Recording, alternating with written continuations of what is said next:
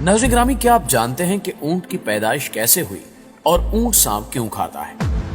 ऊंट सांप निगलकर प्यास लगने के बावजूद पानी क्यों नहीं पीता?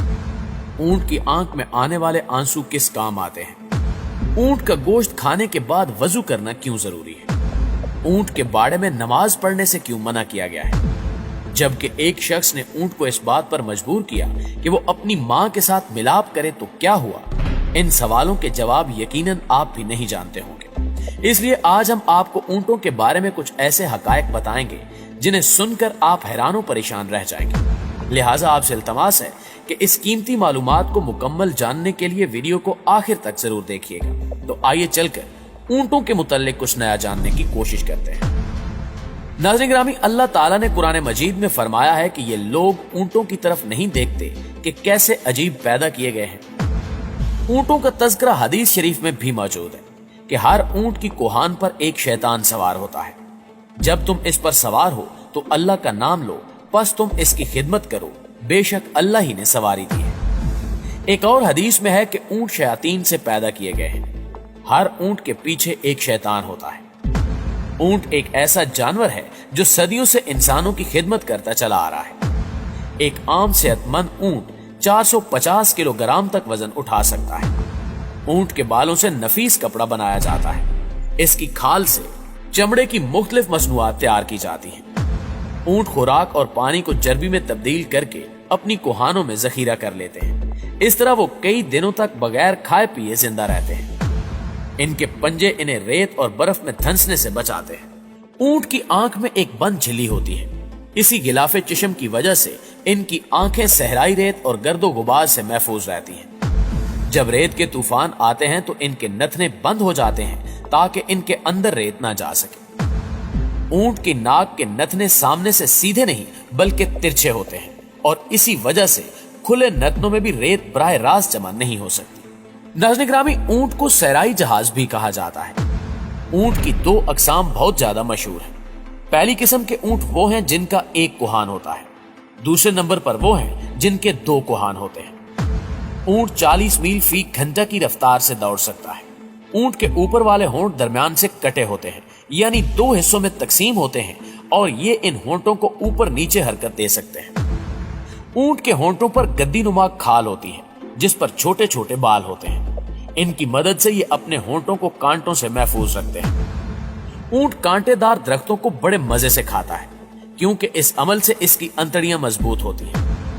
ऊंट हर उस घास फूस को खा लेता है जिनको दूसरे जानवर नहीं खा पाते।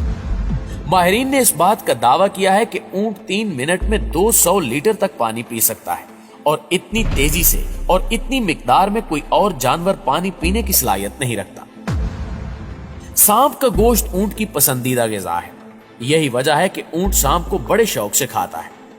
अजीब बात यह है कि वो खाने की इब्तिदा इसकी दुम से करता है, फिर आहिस्ता आहिस्ता इसे पूरा खा जाता है। सांप का गोश्त चूंकि सख्त गर्म होता है और जब ऊंट इसे खा लेता है तो इसे सख्त प्यास महसूस होती है और वो प्यास की शिद्दत की वजह से पानी के तालाब, नहर या दरिया के किनारे पर पहुंच जाता है मगर पानी नहीं पीता।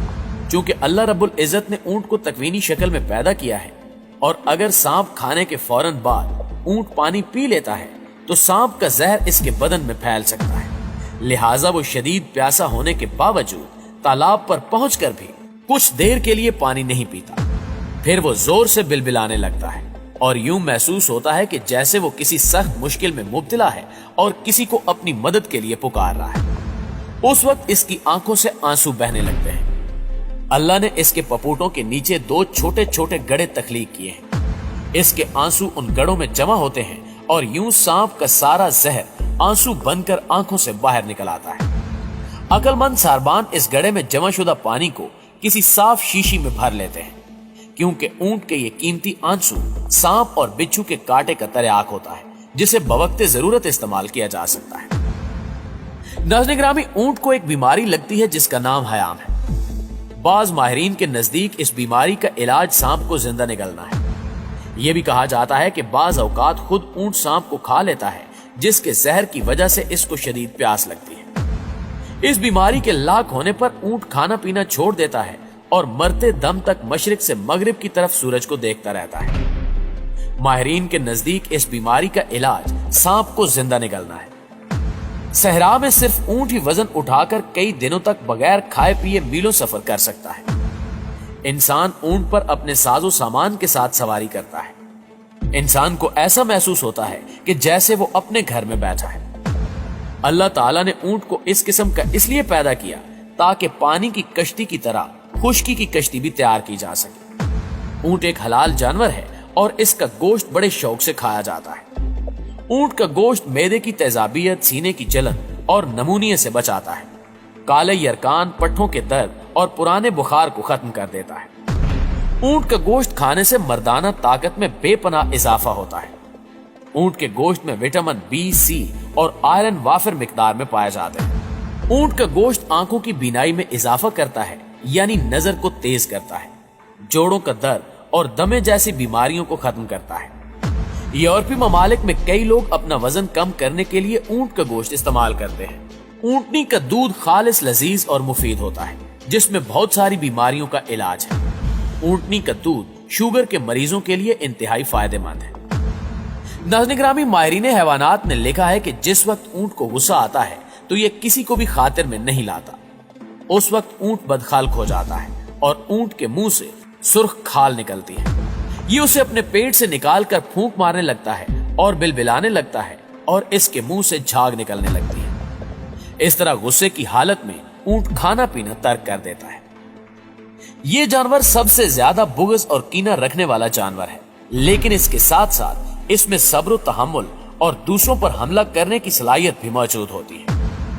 اونٹ کی خصوصیت میں یہ بات بھی شامل ہے کہ یہ اپنی ماں پر جفتی کرنے کے لیے نہیں چڑھتا۔ اونٹ کے بدن میں پتا نہیں ہوتا، شاید اس لیے اس کے اندر صبر و تحمل کی بے پناہ قوت ہوتی ہے۔ اس کے اندر نہایت اطاعت اور فرما برداری کا جذبہ ہوتا ہے۔ اس کی فرما برداری کا عالم یہ ہے کہ کوئی چویا بھی اس کی نکیل دبا کر اسے جہاں لے جانا چاہے آسانی سے لے کر جا سکتی ہے۔ ناظرین گرامی، حضرت جابر بن سمرہ رضی اللہ تعالی عنہ کے حوالے سے معروف ہے کہ ایک شخص نبی اکرم صلی اللہ علیہ وآلہ وسلم کے پاس آیا اور پوچھا کہ کیا بکری کا گوشت کھانے کے بعد وضو کیا کریں؟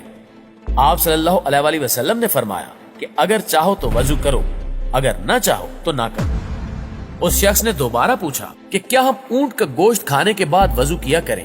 تو آپ صلی اللہ علیہ وآلہ وسلم نے فرمایا کہ ہاں، اونٹ کا گوشت کھانے کے بعد وضو کیا کریں۔ پھر اس شخص نے پوچھا کہ کیا میں بکریوں کے باڑے میں نماز پڑھ لیا کروں؟ آپ صلی اللہ علیہ وآلہ وسلم نے فرمایا کہ ہاں۔ اس نے دوبارہ پوچھا کہ کیا میں اونٹ بٹھانے کی جگہ نماز پڑھ لیا کروں؟ تو آپ صلی اللہ علیہ وآلہ وسلم نے فرمایا کہ نہیں۔ جی تو پیارے دوستو، یہ تھی ہماری آج کی ویڈیو، اور ہمیشہ کی طرح ہمیں آج بھی پورا یقین ہے کہ آج کی ویڈیو نہ صرف آپ کو پسند آئی ہوگی بلکہ آپ کے علم میں بے پناہ اضافے کا باعث بھی بنی ہوگی۔ اور اگر واقعی ایسا ہے تو ویڈیو کو لائک کیجئے اور اپنے دیگر دوستوں کے ساتھ شیئر کر کے ہماری حوصلہ افزائی بھی ضرور کر دیجئے۔ انشاءاللہ آپ سے ملاقات ہوتی ہے اگلی ویڈیو میں۔ تب تک اپنا اور اپنے پیاروں کا ڈھیر سارا خیال رکھیے گا۔ اللہ نگہبان۔